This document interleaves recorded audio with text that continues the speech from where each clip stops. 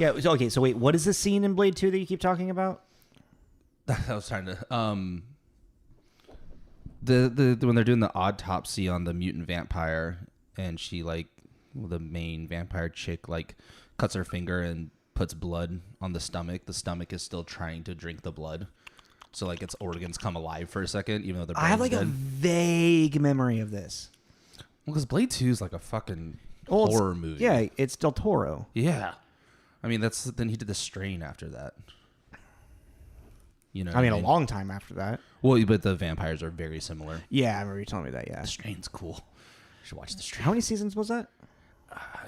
3 or 4. It wasn't very long. Yeah, and it actually comes to a conclusion. Yeah, it actually ends. The ending was kind of womp womp, but it was a cool world, vampire world to live in. Speaking of womp womp, I finished Dragon Ball Z Kai last night. Just what a horrible ending. Sorry, which one? The Boo Saga. Oh, actually Dragon Ball Z. Yeah. Yeah, that's the weakest saga. The Boo Saga? Yeah. Well, yeah. Well, because Boo's just not an interesting villain. Cell was cool. Frieza was cool. Vegeta was cool. Boo is actually kind of an interesting villain in a sense of he's so different. Cell and Frieza, different yet similar in a sense, you know? Boo is just pure chaos, pure evil, you know? Yeah. So well, it's but Frieza is conquest, and then Cell was a monster. He's a parasitic creature that needs to. Well, he was a biological. He's like an android. He was made by what's his butt? Dr. Gero, yeah, or Gero, depending on which, if talking Japanese or whatever. But no, I mean, Cell's whole purpose was kill Goku. Kill Son Goku. 916. Is that what his deal is? Is that what he's programmed to do? Android 16? Yeah. Yeah. No. Cell? Yeah. I mean, it's the whole thing of Cell and all of that. It's from Dr. Gero, and it's his revenge against Goku for taking down the Red Ribbon Army in the Dragon Ball series.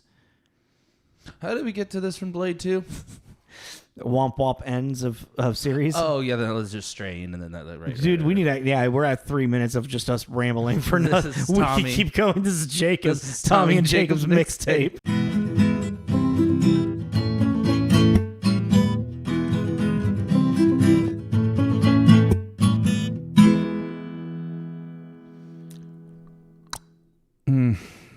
I hate it.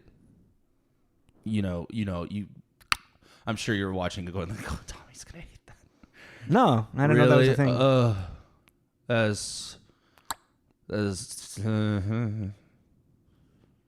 Misophonia. It drives me nuts. Sorry. Anyways, oh my God, it's making my toes curl. Hello, everyone. It's really that noise, huh?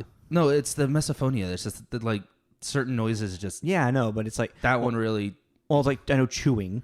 My partner does it too. The clicking? Yeah. Really? Yeah. I've never heard her do that. Yeah. Well, it's usually sign, seal, deliver, and she does that noise, and every time she goes, "I'm sorry," because it drives me up the fucking wall. Immediately she does, and she goes, "I'm sorry," because she's just used to doing she that as a fun joke, it's a quick little fun gesture, ha ha, yeah, buddy Jesus, yeah, it's her buddy Jesus moment, and Jesus give me strength. Jesus ain't got no strength in this movie. We're doing yet again another A24 movie. Honest, it's I've watched too much A24. It's just they're all over the place. No, but recently, I've accidentally watched a lot of A24. Okay. Oh yeah, you were talking about X last night. Yeah, I watched Talk to Me. Oh, I still need to watch that. And sorry, we're doing Hereditary. And I was about to say, and we're doing Hereditary today. Sorry, we were talking about Hereditary. In our spooky block with our fun, campy movie, and then our more artistic. Yeah. More serious. So we're ending, this is going to be coming out the weekend before Halloween. Because Halloween's on a Tuesday. Yes, it is. Well, did you like it? Because you've never seen it before. I've never seen it before. I wasn't expecting what it was. Okay. And I hadn't seen it since it came out.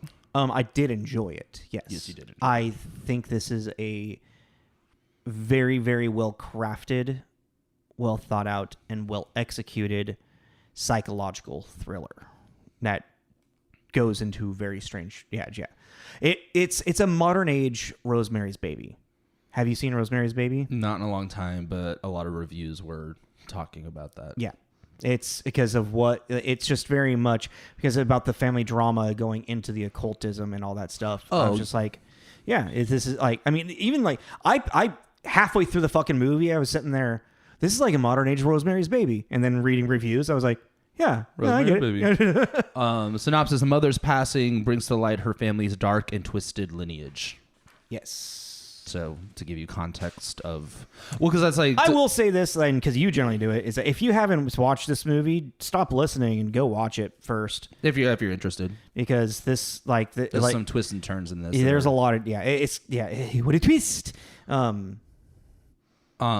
It's really what's interesting too. It's really for 3/4 of the maybe. Half, I'll say half the movie. It's really just like a family drama about dealing with grief. Yes, 100%.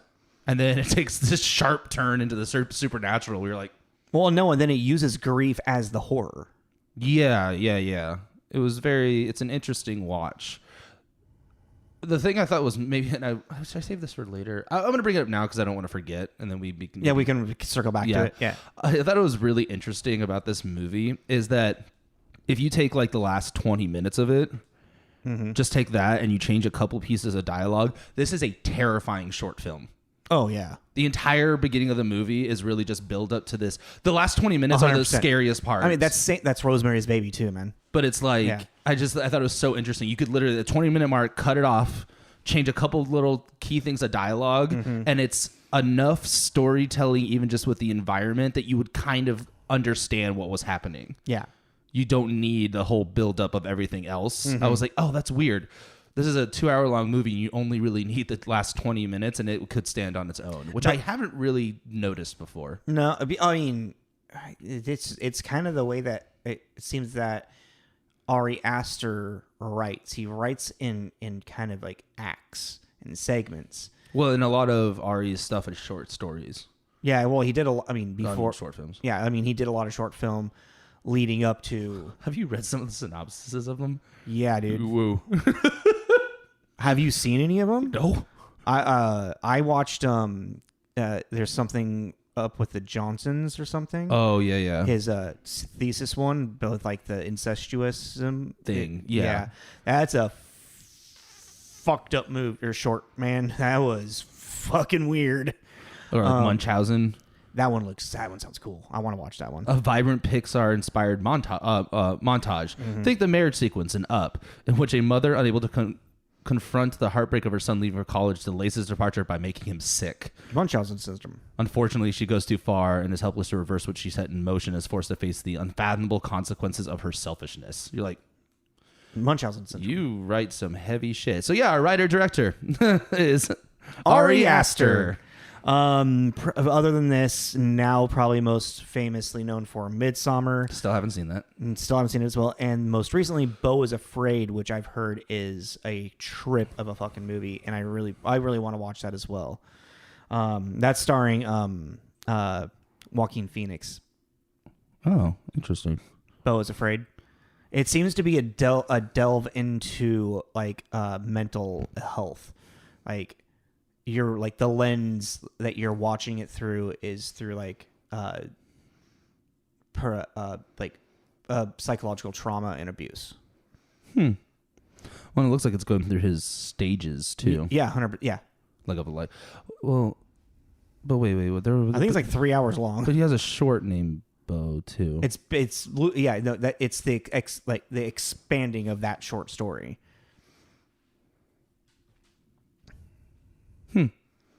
Interesting.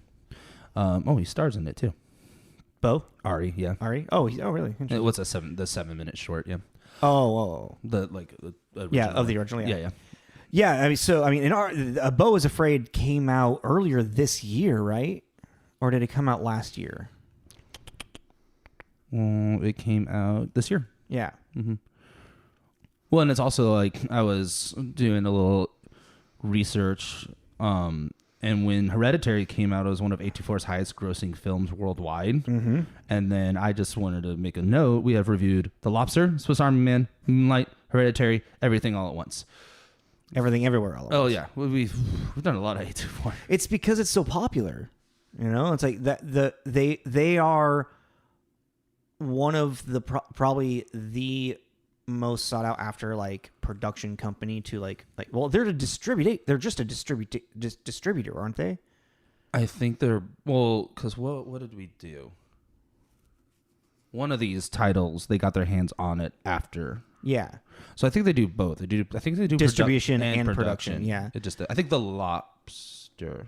That makes sense. Yeah, I think they distributed that. They didn't produce it. Yeah, that makes sense. Actually, because that sounds familiar, right? Yeah, it does. But like, it makes sense because of like in the last like decade or decade and a half, they've slowly grown into just like one of the biggest like production companies. And if you're not doing some like weird Marvel movie or like, you're really funny. What? You said in the last decade and a half. I have a list of their titles. I was going, to go through and see what we did. Mm-hmm. First release date, February 8th, 2013. Yeah. Filmed by Roman Coppola. But yeah, it was like, oh wow, nail on the head. Literally, they've been around only a decade. That's crazy. And think of all of the shit that they've done. The list is pretty extensive. So, yeah, we have done a lot of stuff, but it's like, how many movies have we done by Touchstone? How many movies have we done by Miramax? How many movies have we done by 20th Century Fox? Yeah, but that doesn't count in my head because those are just generic movies. These are A24 movies. That has definitely a thing. Well, at one point, Miramax was, this is a Miramax movie. Not like A24. Because we've evolved. Not like A24 is different. It just hits different. The shit just hits different. The shit just hits different. Give me that fatty, man. But yeah, so Ari Aster. I love it when it's a writer-director. Mm-hmm. Cool. All right. Going to starring? Yeah, sure. I'm trying to think if there's anything more with Ari Aster that I wanted to bring up. Actually, hold on a second. I don't think so. I mean... Went to College of Santa Fe. Yeah. I mean, it's just... The guy just kind of came out of nowhere. I was looking at his film influences, and he's definitely like late 60s, early 70s type guy for that. Where are we at here? Like, where'd it go? Influences. Persona, Playtime, Barry Lyndon, Raging Bull, Show Us, Songs from Second Floor, Vertigo. Yeah. Barry Lyndon. Why is that? Yeah, that's right. But yeah, Ari Aster. I'm really excited to see where his career goes. Very, very excited to see where his career goes. I think it would be interesting to watch Midsummer now, knowing that it is Ari, to see if it follows the similar kind of... Like, is this going to be his pattern? It's going to be very psychological. Long, drawn out, and then everything coming to a head. Like, yeah. That's what it seems. At the very... Like, everything coming to a head in this movie is at the last minute. He's going to be like... It's like we have the M. Night Shyamalan, what a twist! It's going to be the Aster effect is going to be everything. It's like slow until it's all happening now. Well, yeah, because even my partner, she fell asleep and then woke up and was like right before everything came crashing down, and woke up and she's like, "What happened?" And I was like, "A lot." What's crazy about... well, I will get into that. But yeah, let's get into the acting. Okay. Dude, he was born in 86. He's the same age as me. God damn it. What did I do with my life?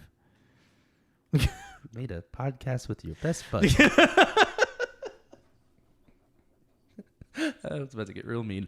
I just did it in order of the... Did you have a preference in how you want to, or just... I definitely want to start with Toni Collette. Okay, well, because it went in a different order. Yeah, I know, which I thought was strange. I mean, what? I feel like Toni Collette is our leading actress, our lead, like the main person of this movie. It's kind of crazy. I never realized how much Toni Collette I've seen when I was looking at her list. I really haven't seen a lot, actually. So our lead is Toni Collette. She plays Annie. You could probably recognize her from, I don't know, About a Boy, Little Miss Sunshine, Sixth Sense, Fright Night. She was the voice of Mary and Max. She in the remake or the remake? Yeah, yeah, the Colin Farrell one. Mm-hmm.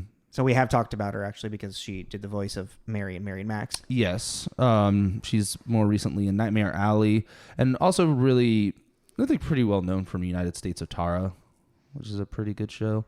It's just weird because we were just watching United States of Tara. This character, Annie, and Tara are very, very similar. Interesting. I've never watched that show. Oh, you never? You know it's about, right? Yeah, isn't she like manic depressive or something? She has a multiple personality. Or what is it called now? Dissociative personality disorder. Yeah, DID. Yeah, DID. Yeah, did. But the id with the did.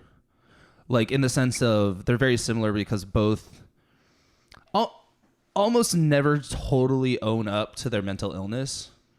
Like Tara, a lot of shit goes down because of her other personalities, and she like it puts a huge strain on her family because they end up dealing with the repercussions of whatever these other personalities did. Yeah, okay, yeah. And she like in this too, like that whole scene when she's yelling at the son, Fallon was like, I mean, she has a good point. And I was like, yeah, but this is also coming from the woman that tried to set you on fire. Like, yeah. She was like, that's a good point. I was like, yeah, you probably wouldn't give a fuck what this woman had to say about anything because she doesn't really own up to it. Are you talking about like when she's yelling at him at the dinner table? Yeah. Okay. That whole... that's just a sad mental breakdown. Like, this movie's sad. This movie's really sad. But yeah, so Toni Collette, she's awesome in this. She is a tour de force. She's amazing. Some of the, like, the woman deserves so many more awards for everything she's done because she is a goddamn chameleon. No, she's really good at being sad, even About a Boy. I've never seen About a Boy. So I yeah. still don't understand that. I really think... I don't like Hugh Grant. How do you not like Hugh Grant? I think he's an asshole. He is an asshole. Yeah. But he's awesome. He is an asshole. I don't get the charm. I'm not seduced by the snake, all right? Eat the apple. That's good. I like that. And then playing her husband Steve is Gabriel Byrne, Byrne, who also we talked about in Cool World. Yeah, fucking that's a throwback. Yeah, like that came up and I was like, oh my god, I forgot about that movie entirely. Brad Pitt, Kim Basinger, and Gabriel Byrne. Actually, Albert and I were talking about it. Oh yeah, yeah. He showed me his list of like top 10 movies. It was like something on Instagram like he was doing, and Who Framed Roger Rabbit was on there. Oh yeah, and then that led to Cool World. Cool World, yeah. Usual Suspects, Ghost Ship, which I remember really liking Ghost Ship. It's not good. I don't remember being good, but I remember really enjoying it. Just the opening scene is forever burned in my memory. It's that level. Know what it is? It's that era of like 13 Ghosts. Yeah. It's that kind of like just cringy, bad, crappy, enjoyable, but really enjoyable. It's just like it's like kind of creative in its own way as well. Yeah, like it's like eating a Hot Pocket while drunk. You know, you're like, it's not good, but you're enjoying it in the moment. Just covering it with ranch. Okay. Some hummus on the side. Elevated Hot Pocket with your hummus. Then the War of the Worlds TV show. And which one? The War of the Worlds TV show, which was actually pretty good. I never watched that. Didn't know they did a TV show. It's interesting. Huh. It's period. Yeah. Piece. Okay. Yeah, that's cool. I think it's only like one season too. I mean, I would hope like so. what are you gonna do? Like how are you gonna keep it going? You know. Next, Alex Wolff, the son. I'm sorry. Give me 1 second. I totally realized I just forgot to write down the little girl. Oh, I got her. Okay, I just want to bring it up. I have the bullet point for her name. I just totally forgot to write her down. Nice. So Alex Wolff. I really only recognize him from also being in Jumanji. That's all I really noticed. I did see that he's in Old, the new M. Night movie, which I watched and have no recollection of because I was. It's probably just a hot second because he's the teenage one of the characters. Oh, when they like get because they age. Yeah, they get old. Yeah. What a twist. No. And most recently in Oppenheimer, which I'm like, man, there's a lot of people in that goddamn Yeah, there's a movie. lot of fucking people in the movie. I noticed that he's in Pig with Nicolas Cage. So the John Wick, but pig Yeah. movie. I still need to see that. Yeah, I watched the trailer for it recently, and I was like, this looks... That dude's career in his It's older age. fucking so good. It's so fucking so good. bizarre. I love Nicolas Cage so much. Yeah, we know. And he plays Peter, and then we have Millie Shapiro. What? That name. Why does that name sound familiar? Shapiro. It does, but I don't know. She is really. I mean, she's still a young actress, but has done more. She's done Broadway more than anything. Like she played Matilda. I think in the 2013 Broadway. I don't think it was a revival. I think that was the first turning of it. She's won like Toni Choice Award type stuff. She's wonderful young actress, and creepy as fucking hell this goddamn movie, in a very kind of like not needing to. I don't know how to really. It's like she's a special little girl in this movie. Mm-hmm. Mm-hmm. That's pretty much everybody, right? A quick shout out to Ann Dowd, the girl Joan. Yeah.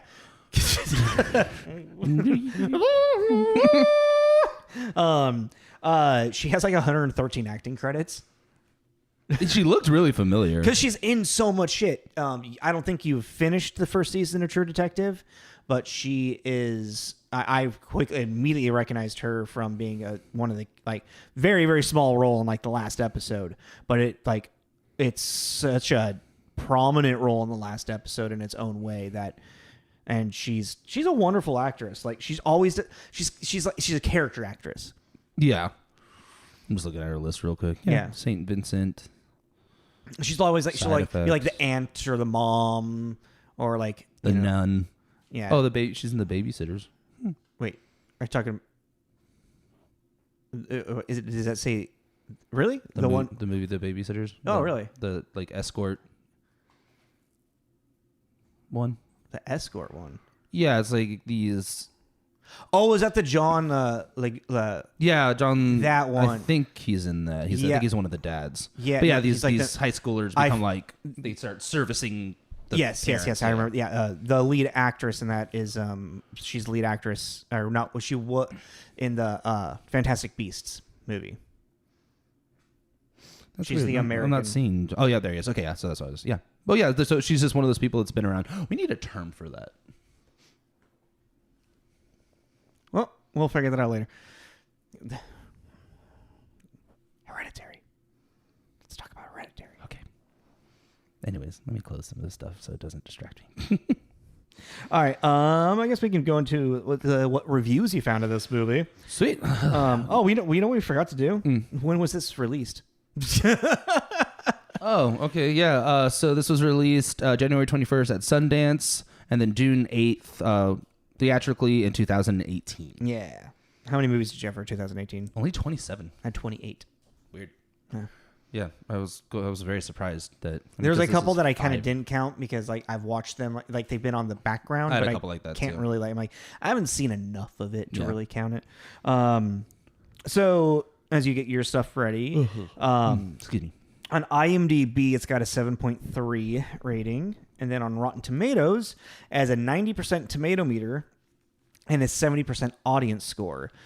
And I was noticing that this movie is very critically acclaimed, and this seems to be very much going to be Ari's MO, I think, moving as for all of his shit, is that it's going to be always very critically acclaimed, but audience, it's not going to be as like receptive. I think that's fair too, because I didn't get it until I watched it again. Okay. Like I didn't really grasp the first time I watched it what was exactly happening. But that's also just A24 movies a lot in general leave me with this kind of feeling at the end. It's true. You know what I mean? You do every time. You're just like, what did I just watch? And I'm like, this, and this, and this. And you're like, huh? I'm like, I don't. Like, it's like you're like, yeah, I guess that's there. I get that. And then you watch it again, and you're like, It's the Tyler Durden. You know what I mean? Like, no, you know, the first time you watch Fight Club, and then you know the twist, and then you watch it again, and you're like, oh, and then you see all the moments that he's interacting with him, and you watch. You know, you stop watching them. You watch the backdrop to see how the people are watching them. You know? Yeah.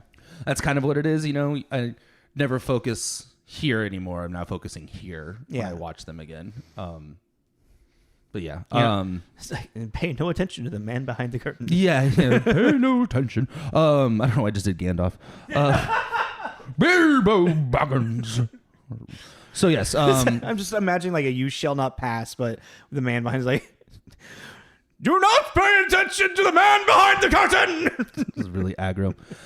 So 87 Metascore, universal acclaim. Positive reviews are 46, so 94% of the reviews. 2 mixed and 1 negative. Oh, I can't wait to hear the negative. So I wrote down a few just because. So like, where's the first one? Austin.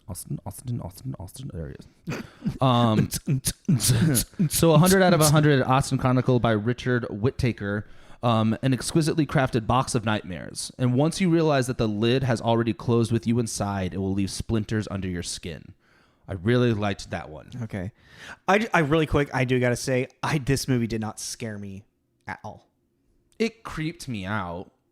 It confused me more than anything.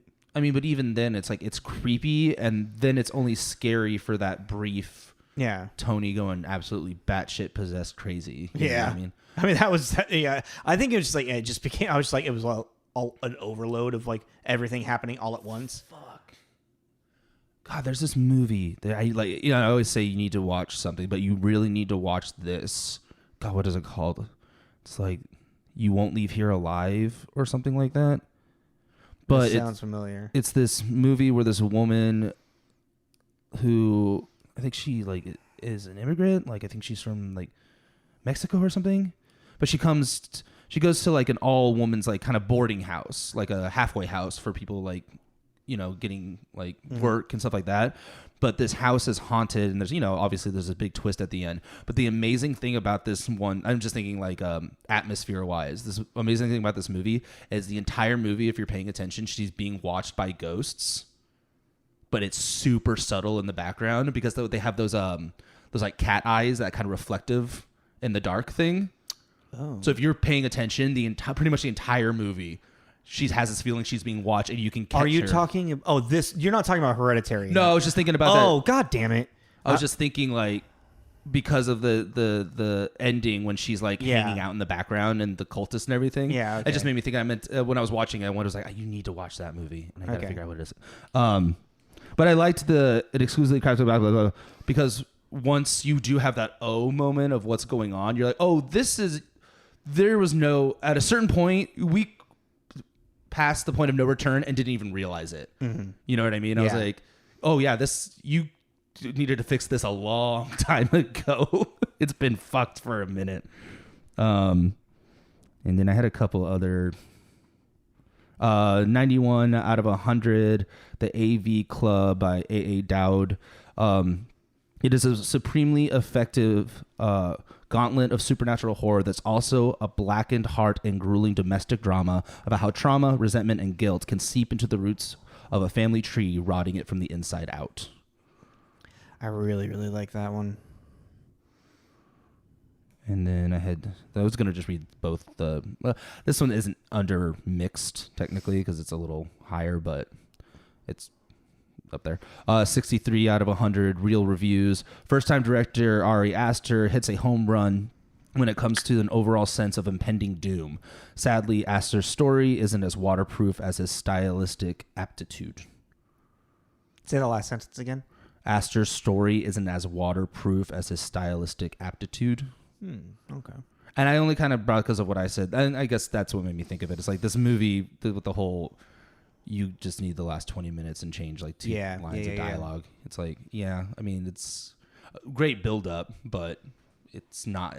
But that's kind of that's the horror of it, though, is how it's so much of just like this family drama, and then when it becomes unglued, you realize like, oh, this is much more of a problem than what we thought it was. Well, yeah, like we were just saying, like when you get to that point of no return, yeah. and you don't even know that you're running out of fuel. You know what I mean? Yeah. It's the plane's going down and you didn't know. Yeah. You're like, wait a second, we're not landing? We're falling with style. For the mix, the actual mix, 50 out of 100 slate by Inko Kang. Hereditary only begins as a Greek tragedy. After too many twists and turns, it gets warped into a horror soap, an unnerving and ultimately numbing pile of calamities. Interesting. I do really like that review. It's I like its honesty and its comparison of Greek tragedy. It's just unfortunate that person didn't like the film or didn't really, because they're not really wrong. They're not wrong, but it's also like, there's something with this when we do this podcast too. Never in a million years do I really want to rip apart someone's like project but it's the same thing as like with this podcast. Some people will like it, some people won't. Yeah, and that's exactly. Fine. Yeah, It's like, it's just taste. Mm-hmm.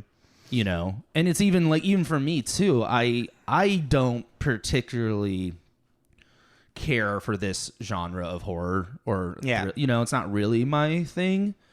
But I'm the monster guy. Yeah. Exactly. Yeah. I like creature features and monsters, and I mean, granted, there is like this possession devil thing in it, but it's so subtle and like so quiet that it's not really my thing, But I don't think it's a bad movie. But would I have watched it again without this podcast? No, probably not. Do you think those people that were all white were those spirits or were those real people? All white? Yeah. The naked people? Yeah. They were the cultists. They were there. Were they? Yeah, because they were at the funeral. That's when she brings up the whole, like, a lot of new faces. They were all part of the cult. They were all there. Naked. Yeah. It was just... I took it as they were actually there. Weird fly. Yeah, I don't know. I mean, but that's the Inception argument. You could argue either way. But it's like, how would they... I guess that's the power of Paimon. Of them, like it's like how would they know that it was all coming to a head that night? Joan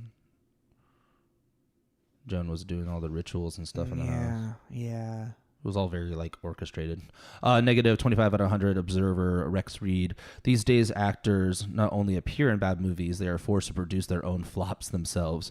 Toni, Collette, and Gabriel Byrne co-executive produced Hereditary. They deserve what they get in spades. That's the negative? I thought the other one was the negative. The other one was a mixed. That was a mixed, yeah. Ah, well. That was a 50 out of 100, and then this is a 25 out of 100. I don't know what they want. I don't think they needed to go and attack Toni and Gabriel, but whatever. I also specifically, a bunch of these reviews were just singing Toni's praises, which I specifically didn't pick those because I knew we were going to talk about it. It's very much, it's like, we don't have to talk too much about it because she is just fucking phenomenal in this movie. And like, if her performance, I don't know if this movie definitely would not be as good as it was if you didn't have Toni, Collette, like, because that's a hard, complicated character that Ari Aster wrote. Well, yeah, and it's also like Gabriel really plays the kind of ignore it will go away father type. Not, I mean, kind of. You can tell he's suppressing. Like, I feel like he's handling. He's not trying to control it. He's trying to navigate. He's not forcing it. He's guiding it. Does that make sense? I felt like it was more of just suppression. That's what I felt. Because even like he's like, when she starts to get up to go to bed, he's like, "You're leaving the bed. Like, you're not going to sleep." Like, okay. He's even like, he's talking with the she's the miniaturist. He's talking with the art dealer or whoever that is, and like she's going through shit loads of trauma. He's letting her deal with it in a way that she can by not forcing her to go too much with it. Do you see what I'm trying to say? I see what you're saying, but I don't know. I don't really agree with it entirely. But it's also like, I was waiting for him to like flip the fuck out, and he never really did. I mean, he kind of finally does when he's like, I can't do this anymore. Yeah, but even then, it's very quiet and suppressed. He's like, I do like when he's not like, everybody has an explosive like temperament. But I'm saying this would not be surprising to have an explosive temperament. A lot of shit's going down. I think that's also what makes his character unique is that he isn't that type of character in this. He's very waspy. Yeah, and the way that he's trying to deal with all of this. Oh, I mean, but even like Toni is great in what's his name? Alex Wolff. Yeah, he's wonderful in this as well. Yeah, he's really. So really quick, I want to bring up the that one review where they talk like this being Greek tragedy because this movie opens with an obituary, which really sets up the fucked up tragedy that this family is in.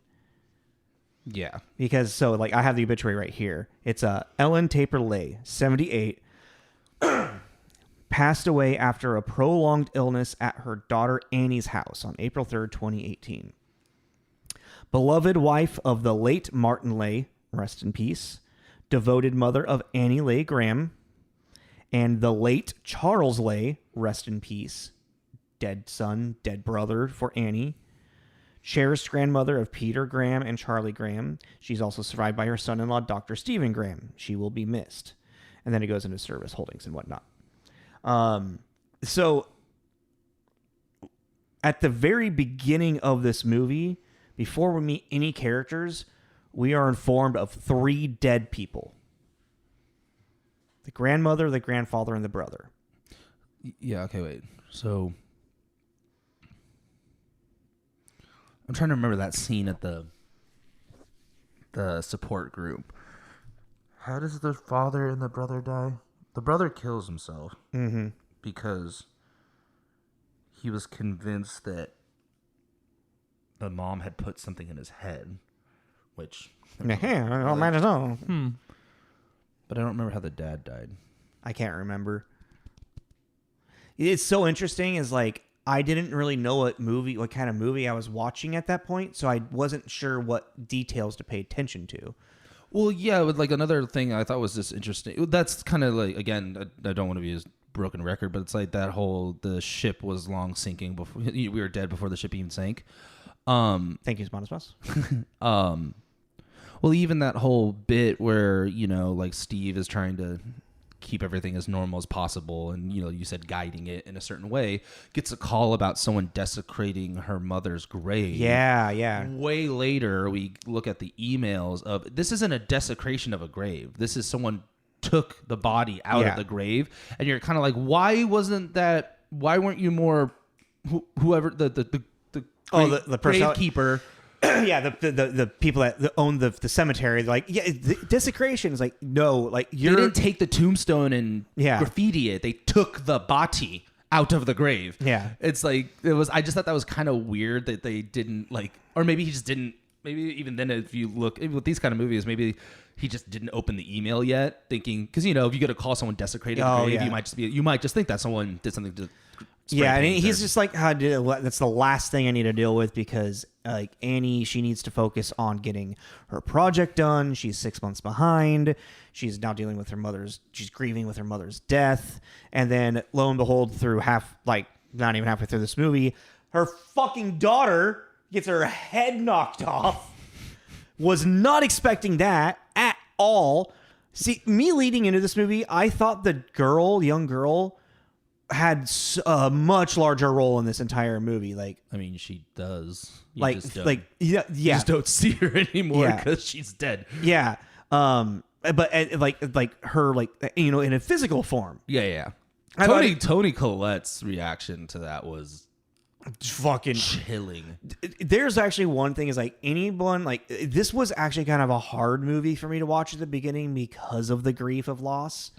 like it was like, I mean, like it made me think of my father and like everybody that I've lost. I was like, this is like, that's why I'm like, this is fucking sad.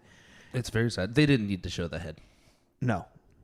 Well, I didn't think that was necessary. That was a little shock value thing. Yeah, that was very unnecessary. Yeah, like anybody who's really like, I guess they did for the end of the movie. Oh yeah, for the headless stuff. Yeah. Anybody who's really experienced like an extreme amount of grief, like loss, like grief from loss, this movie's kind of hard to watch. I could totally imagine that. Oh my god. Just the sound too, but it really is actually. I know I was saying that the last 20 minutes, blah blah blah, but the build up to everything is really interesting.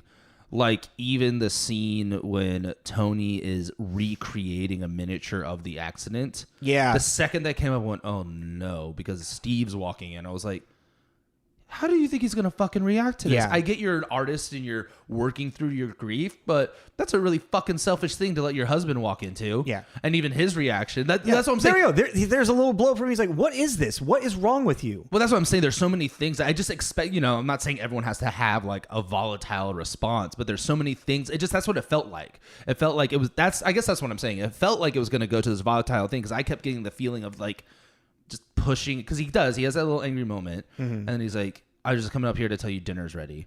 And then she's like, no, I'm making dinner. And he's like, no, I already made dinner. I already Calm down. made it. Yeah. Calm down. I don't give a shit. Like he's very upset. He's clearly very upset about it. But even then he has that little moment of I don't give a shit. And then he sits down at dinner like everything's normal.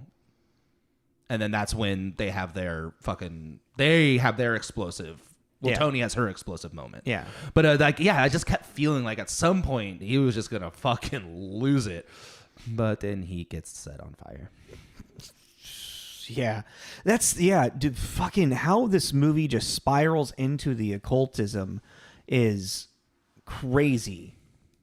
And it's so interesting is like, cause like when we keep saying it's like, you don't know it until you know it. And then when you know it, you're like, where did it, wow. Well, like the lid's closed on you. Yeah. You're there. How did I get in this box? What happened? Like, yeah, it's. I thought I was eating steak, and what the hell's happening? It's like luring a kid with like a piece of candy into your van. Or James Woods. What did you just say? What are you doing that I don't know about, bud?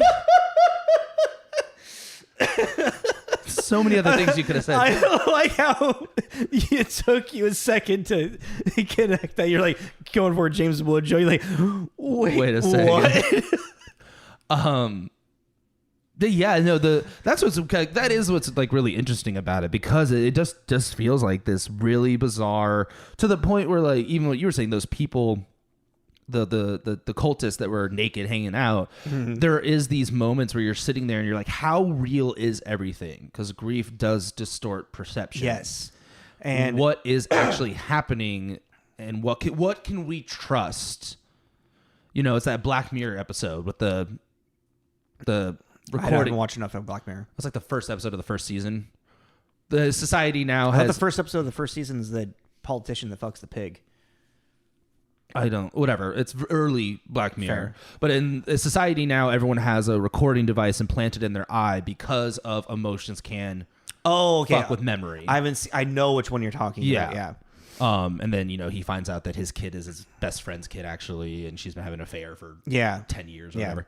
And then all you see him is getting ready to eye shit. The lobster. Oh, yeah. I was like, what are you talking? Oh, yeah. God, day 2, 4. Does he blind himself? Weird. What the fuck?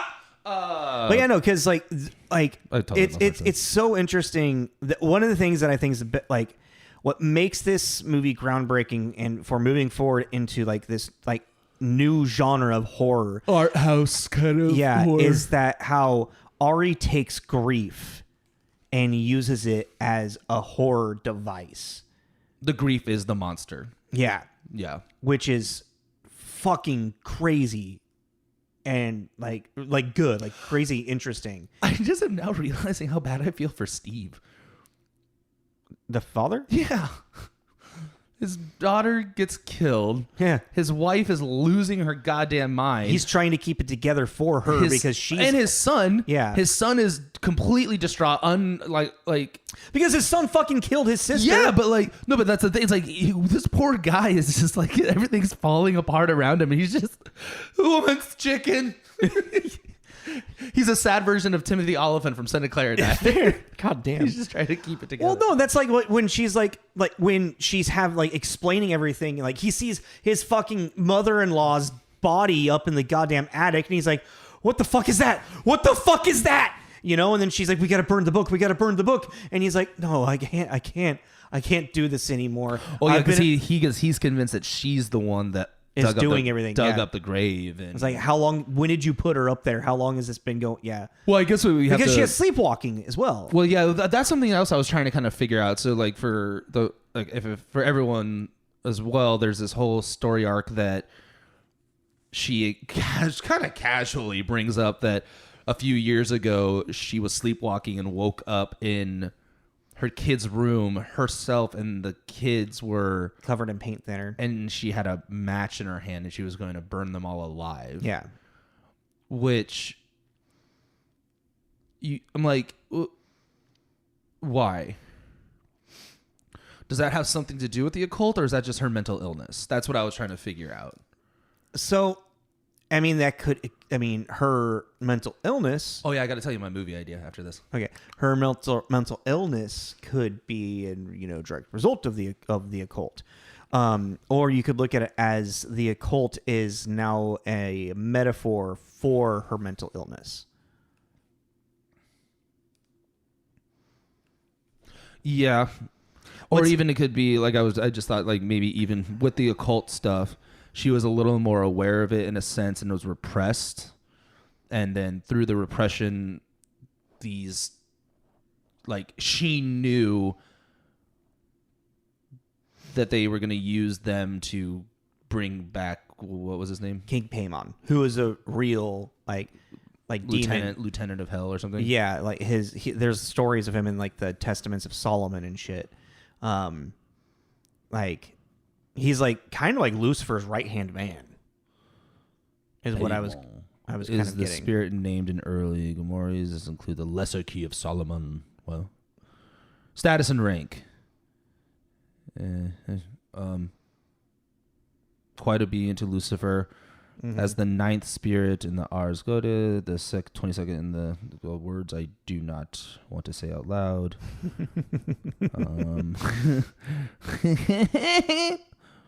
I just want to know, like, what is... There's a lot of...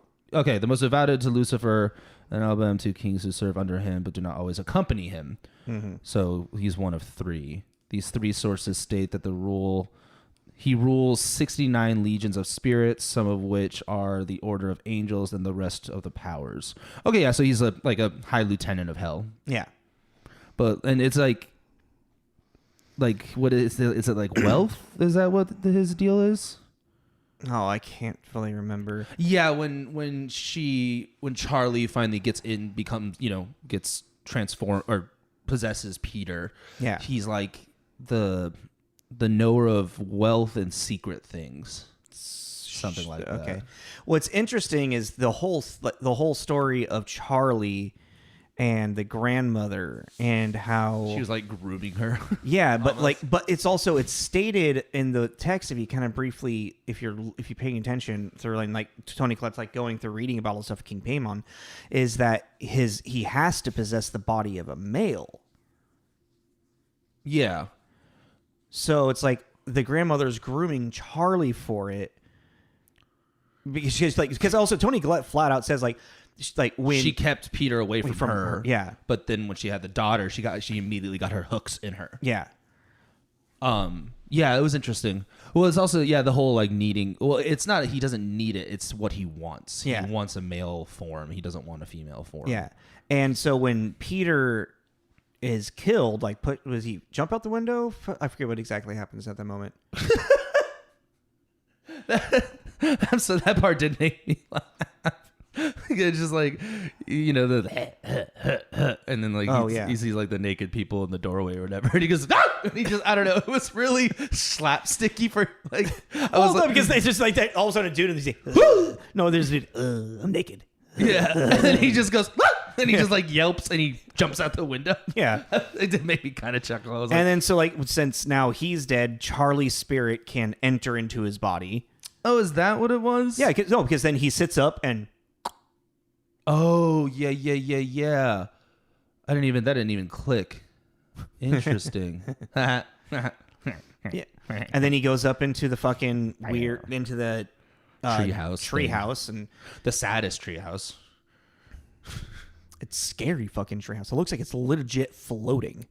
That's cool though. Yeah. That's what I think that's what the craziest thing about this movie. And apparently that treehouse has just been like a shrine for Paimon this entire time. That is an interesting thought because you actually never see the other side of the treehouse. Yeah. And the dad and brother have never gone up there. It's only been Charlie and the mom. Yeah. And the mom is unaware of what's happening while she's going up there. She's just drawn towards it. That is kind of interesting because she also has these like very subtle kind of lapse in memory. It is interesting to think that maybe she was doing a lot more of this stuff. Sleepwalking without realizing it. Like getting the ritual ready. She was being controlled. Yeah. Interesting. Maybe that's what the sleepwalking is actually a part of control. And maybe that's what the treehouse was. It wasn't because it's giving you the guides. It's because it's her grief and missing Charlie. Mm-hmm. But it actually could be she was getting things ready for Charlie to come back. Yeah. Yeah.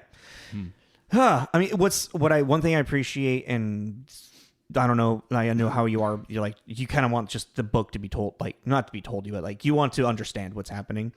Is Ari has written this movie that's very open to a lot of interpretation. That's not. God, you made me sound like a dumbass. I was trying not to, and I apologize if I did. No, it's not like that. It's I don't like the. Oh, it's more of the open-ended. I don't like open-ended stuff. Inception. That kind of shit. Batman. Did Michael Caine actually see? Yes, he did. Yes, he fucking did. He fucking did. We saw them. That means he saw them. Like that kind of shit really fucking. Like I used to Nolan. Because that's Nolan's fucking MO. Yeah, that's his fingerprint on a lot of stuff. Yeah, I just that kind of shit really pisses me off. But this is fine though because this comes to an end. Charlie has now taken over Peter's body and is technically King Paimon now. King Paimon, or at least a champion of King Paimon. Well, I mean, they put the crown on him, and like King Paimon is known for the crown. Yeah. But this is the rising of the fucking apocalypse. That's dude. what I'm saying. Like Jesus there's God and there's Jesus. You know what I mean? Like that's what I'm thinking. Kind of like like the body of Paimon on Earth. It's like that comes to an end. The only thing is what we're talking about is these little details that you could be like, oh, like that, the treehouse thing. We have no reason to think that that's what she's doing, but it makes sense for the story. Yeah. I'm fine with that because it actually comes to a fucking the world's coming to an end. Like this movie goes from a family grief drama into a cult into a full on the beginning of the apocalypse. Yeah. But even then too, I don't think that's actually because the way I think that's what it is. His followers, he gives wealth and prosperity to because even those pictures of grandma and she's sitting there with the crown, like they even call her queen. She was queen. That's right, yeah. And they're showering her with money. So I think that if you worship this particular lieutenant of hell, this devil of hell, his gift is because like a lot of these other ones will be knowledge. Yeah. You sell your soul for X thing. Yeah. So I think he's wealth and prosperity is his interesting promise to people. Then what is that? And then that breaks down as like what does that mean in the metaphor for the idea of like from grief and like what was I don't know, just this movie's fucking interesting. It's to be honest, It's one of those movies you really got to watch a couple of times. I feel like to. Oh yeah, I mean, and then you really then again you have to fucking understand the occultism. You got to understand who King Payment is. they do a good job of like giving you at least enough information to go like, okay, it's a devil. Yeah, of course. But to really delve deep into what because even like the whole like the theme of dollhouse throughout the entire thing, like a lot of the movie feels like the way that it's shot that they're running through a dollhouse. Yeah. What was that stupid movie? Malignant with the yeah. Well, remember that there's that scene that she's being chased by the creature. Yeah. And it's that kind of dollhouse kind of like vibe, which I think is always a cool shot. Oh yeah, it's a really cool shot, but for this it's very intentional because she's a miniaturist creating dollhouses. Well, yeah, even how the movie starts off and you're zooming in to a dollhouse into his room. Into his room, yeah. And then it pops, yeah. It was just cool. Yeah, but it's like that's when I was like, what does that say about the family? They're nothing but dolls being controlled by an outside force. Like it's purposeful, and he's saying something about that. Yeah, that's true. Because even then, there's that she's setting up her and Steve's bedroom, and she makes sure to put the mom. Yeah. So like, I guess this is mom. I guess mom's there doing a lot of stuff that just not the spirit of their mom. The spirit of the mom has got to be there. That's the sleepwalking, I would guess. Maybe, yeah. But I don't know. The head thing is kind of interesting. It's like, was the head thing always going to be a thing, or is it because that's how Charlie died that became the thing? Yeah, and that's another. I don't fully get that, but also like the grandma's head was chopped off, wasn't it? Yeah, after the body was put up there. Yeah, it has to be. It has to be Toni. Joan kickstarted it. Well, Joan shows up in a guise of support. Well, and like tricks Toni, Annie's character, Tony's character Annie, into learning this seance to then like pretty. This is why you don't fuck with this shit. If you don't know, don't fuck with it. And to doing a seance, which then like pretty much awakens the spirits in their house. Yeah. So Joan is the catalyst that really. Well, no, because there's already the sleepwalking thing. I don't know. I've had more fun talking about this movie than watching it. we're at about an hour, so we'll probably be wrapping it up soon too. Yeah, I mean, it was interesting, and it is kind of like it's definitely one of those movies that sits with you for a little while. Mm-hmm. Like it sits in the room way after the credits roll. And it's kind of weird is the shit that sits in the room in that movie you don't want to be sitting in the room with. You know what I mean? No, not really. But that's just that's what's fun about it. Yeah, I'm naked. I'm naked. He had like a weird grin on his face, like. Well, that's why I meant to say this earlier. That's why I am convinced that they're real, because the guy that you were smiling, he was at the funeral smiling at Charlie like that. Ah, man, I need to watch. Yeah, I need to see the beginning of this. When she like goes up to say bye to Grandma, he's there like same dude doing the same. And their spirits at the funeral. And it's I think it's like they're looking like that because they're looking at their savior. Yeah, because Charlie is the next one. Yeah, they just need to get rid of that lousy lady body. What's really interesting is like I felt like there was a lot of things that were like really on the nose, like setting up like they're like, hey, don't eat. Like she can't eat. Are there any nuts in that chocolate bar? Sure. Mm-hmm. Oh, just really make yeah. And then she's forced to go to the party. It's like don't mom. Yeah, it's like don't have your 17-year-old son take your 13-year-old daughter to a fucking high school party. That 13-year-old daughter. Yes, that one. That's what I was saying too. I would be like, no, I'm not gonna take her. Why? She's weird. Like. Like I'm just saying, like from the point of this, I love my sister, but no, look at her. Like, Mom, I'm trying to get laid. Come on, let's fucking be real here. I'm not gonna drink. I promise I won't drink. I just don't want to take this little weirdo with me.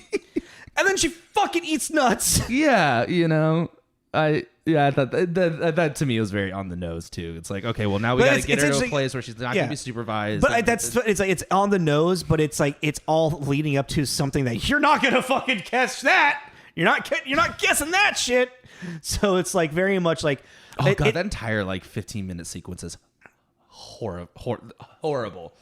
15-minute sequence? Yeah, well, from the head getting lopped off, her like dying in the back seat, to the head getting lopped off, to him just driving home in a complete like in shock. Yeah, because he's like, you okay? Just parks the car, lays down, and he just casually like, I'm gonna go to the store. Goes in and finds the mutilated corpse of her decapitated daughter. Yeah, of her decapitated daughter, and then just screaming how she wants to die because it hurts. So it was just like, this is a lot. Yeah. A lot in a 15-minute segment. I don't think that was only like 5 minutes, bro. Oh, it felt incredibly. It feels longer. Really, oh my god! It was, also, Peter needs some therapy.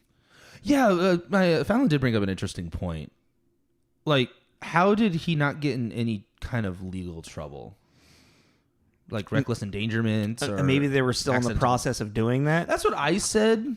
Like, but because so much happened. Like a lot of this movie happened so fast. Yeah, I just thought it was weird. It wasn't like brought up at all. Like that could have been another thing Steve was dealing with, trying to keep the family on the in control. But again, that's a fair point. It's like it's still not even like mentioned. Yeah. But that would have been something you could have made, another thing to add to Steve's plate of like things he's dealing with. But yeah, I was like, oh, that's a good point. Why it's not mentioned at all. We can speculate all we want, but it's not mentioned. And, no, but you would get something, right? Well, it depends what the parents want to do, like, because I don't think that's true. You killed a human. It's got to be something. Like reckless endangerment. I mean, yeah, but even still, like, driving under the influence. But they can't prove anything because he drove home. He wasn't pulled over with a dead body. True. Hit and run. It's like that's the thing. It's like it could also all come down to speculation. It's like, oh well, yeah, the head is over here, but the body is over here. I guess the weirdest thing is just that it's not mentioned at all. Yeah, that's the weirdest thing. I don't want to speculate anything more because like it's just not mentioned. That's what we do here. We speculate everything and we make up narratives. We do that a lot, actually. You do that a lot. You allow me. I tried not. You try and reel me in. You can't control me. You're not. You're nothing. Jesus Christ. I couldn't think of anything. You started like improvising a weird scene, man. You're nothing. All right. Oh, yeah, we got to do the last part. All right. I'm going to put it in the books. What are you thinking? I don't know. 4? Well, it's like, I think the thing, though, is like we've been giving all these like pretty much 4s, but it's because they're so different. It's like this isn't just, a horror movie. This is a psychological drama thriller. Yeah, this is... I'm almost saying like a 4 or 5. Really? Yeah. I mean, I'll settle with 4 100%, but like it's just it's so unique. It's so fresh. It's the turning of a page into a new world of horror. You know what I mean? Like, this is going to be looked like in years forward. This is going to be looked upon as like very influential for younger filmmakers and what they want to do with film moving forward. Well, that's the thing is like it doesn't. Well, but that's not. I see what you're saying, but it's also like. I mean, The Witch came out before this, and that was also a very strange and unique. Yeah, I mean, in this vein, But it's like they're all together. But this was more tangible than The Witch. And do you think it's because it was more modern day? I think it's more because it's a family drama. Yeah. Okay. So you want to give it a 4.5? I mean, I like I said, I settle 4 if you feel like it's more of a 4. I feel like it's more of a 4. Yeah. Okay. Yeah. 4 out of 5 carrots. Kakarot. Kakarot. Carrot. Kakarot. Great man, take the Kakatot. Take the Kakatok. But yeah, I mean, we said that if you hadn't watched this, don't listen to it. But if you sat through the entire thing and haven't seen it, it's definitely worth a watch. Yeah. But just a heads up, it is a lot of grief and trauma in it.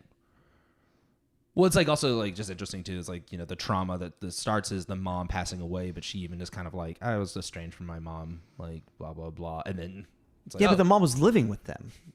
Yeah, it's so fucking yeah. It's but like, the funeral, she's kind of like, yeah, me, you know, like I had a weird relationship with her, but then she gets a good old healthy dose of more loss,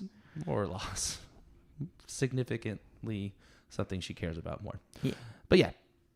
Do we have what we're doing? We haven't fully really solidified what we're doing next for the next couple of weeks, actually. I was just saying, like, do we have anything? No. Don't have anything saved. We need to talk about it again. Okay, yeah, because then I have to, right. Yep. I don't want it. Okay. So yeah, 4 out of 5. Hereditary. Thank you for listening. Happy spooky season. Happy Halloween. Yay! It's right around the corner. What are you gonna dress up as? Well, I don't think it's gonna happen now because I can't find the costume piece that I need. But I wanted to dress up as Devil Ned Flanders. That'd be cool. Yeah, but I need like a satyr thing. Oh, I see. Yeah, I'm Belle apparently. Belle? Is she gonna be Beast? No, everyone here is apparently being Disney. Oh, Disney princess. Oh, okay, I was like, they picked Belle for me, so I got to figure that out. Why'd they pick Belle for you? I'm white and brunette. They're all going real racial with it. You should have been Snow White. You're more of a Snow White. I like Belle. Belle's more interesting though. She likes to read, which makes her weird. All right, we gotta go. Yes. Like, subscribe, follow us on Instagram for all of our posts on upcoming episodes. Click on our link tree. That'll take you to all of our links where you can listen to our episode. We are on YouTube. Please like, subscribe, rate, all that cool stuff. And we love to hear from you. Yeah, talk to us. This is Tommy. This is Jacob. This is Tommy and Jacob's Mixtape. Spooky. This is on Hulu. Sorry, by the way. Oh, yeah. Yeah, Hulu and HBO Max. Spooky. Later.